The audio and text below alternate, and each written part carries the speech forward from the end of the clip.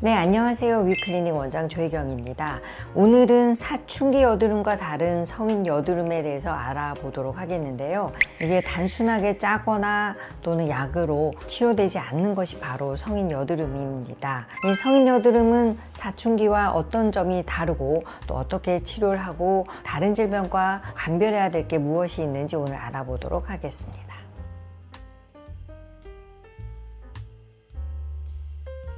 네, 사춘기 때는 호르몬 변화로 인해서 여드름이 다 조금씩은 납니다. 그러나 성인이 돼서는 그런 호르몬 변화가 아니라 생활 습관 때문에 나는 경우가 굉장히 많아요. 사춘기 때는 이마서부터 나지만 성인은 턱이나 볼, 요 V라인 턱 및 이런 쪽에 주로 많이 나거든요. 성인 여드름이 생기는 이유는요, 첫 번째 제품을 바꿔서 화장품에 대한 민감성 때문에 나는 경우가 많고요. 화장을 많이 해서 모공이 막혀서 나는 경우도 많습니다.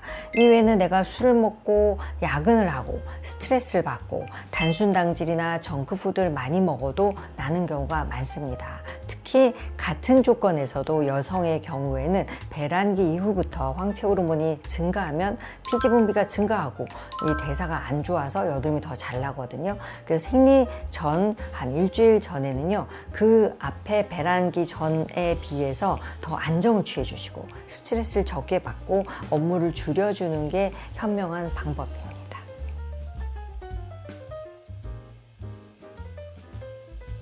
지루 피부염, 알러지 피부염, 또 모낭염 이런 것들이 있어요. 알러지인 경우에는 약간 붉어지는데 여드름과 가장 큰 차이점은요, 가렵습니다. 봄에 꽃 알러지 이런 게 있어도요, 간질간질 하다가 여드름으로 바뀔 수도 있어요. 이런 자극이 피지 분비를 증가시키고 순환이 대사가 잘 안 되면 여드름이 생길 수가 있어요. 그 다음에 지루성 피부염의 특징도 가려워요. 머리털, 눈썹, 요 콧잔등 이런 주변에 많이 납니다. 모낭염은 그야말로 이제 모낭에 많은데 남자분들 특히 수염 주변에 많이 나는 게 모낭염이에요. 면도를 막 급하게 했다든지 면도칼이 좀 위생이 안 좋다든지 이런 경우에 잘 납니다. 이때는 좀 치료도 다를 수 있으니까 반드시 병원에 오셔서 치료를 하는 게 좋겠고요. 여드름인지 뭔지 뭐 자꾸 올라와서 손으로 만졌더니 번진다, 이런 경우에는 편편사막일 수도 있습니다.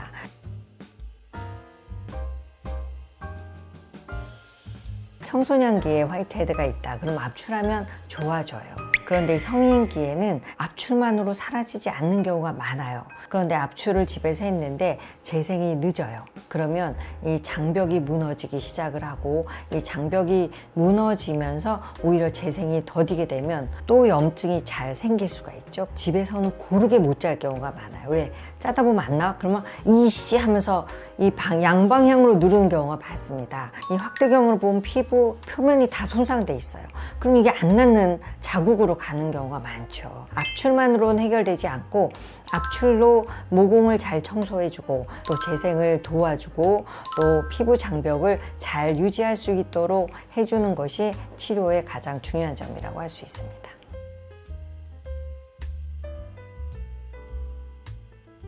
성인 여드름일 때는 가장 크게 중점을 두는 게 생활 습관을 관리하는 거예요. 그래서 화장품 뭐 썼느냐, 왜 바꿨느냐, 몇 시에 자느냐, 뭐 먹느냐, 이런 걸 다 얘기를 해요. 왜? 똑같이 치료해도 개인의 협조가 없으면 망가뜨리는 건 순식간이고 재건하는 건 굉장히 오래 걸려요. 그래서 일단은 생활 습관 관리가 제일 중요합니다. 그 다음에는요, 크게 여드름이 올라오는 거, 자국, 흉터 이렇게 세 가지로 나누거든요. 올라오는 거는 청소하고 짜주는 거, 자국은 혈관 레이저로 레이저 치료해 주는 거, 세 번째 흉터는 흉터 레이저나 필러를 하는 거, 이렇게 나눌 수가 있습니다.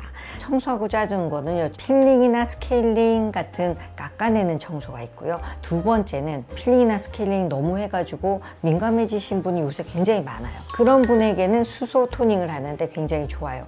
이 수소 토닝은 민감한 피부, 아토피, 노화된 피부, 건조한 피부 이런 분들의 디톡스 하는 방법인데, 수소를 피부에서 침투시켜서 노폐물을 배출하는 거예요. 자기 피부 타입에 따라서 청소하는 방법이 다르다는 걸 아시고요. 이미 붉음증이 너무 많아서 힘들다, 그러면 여드름 포인트 레이저, 그리고 장벽이 망가졌다, 그러면 리쥬란 힐러 같은 장벽 치료를 해주는 것이 좋겠습니다.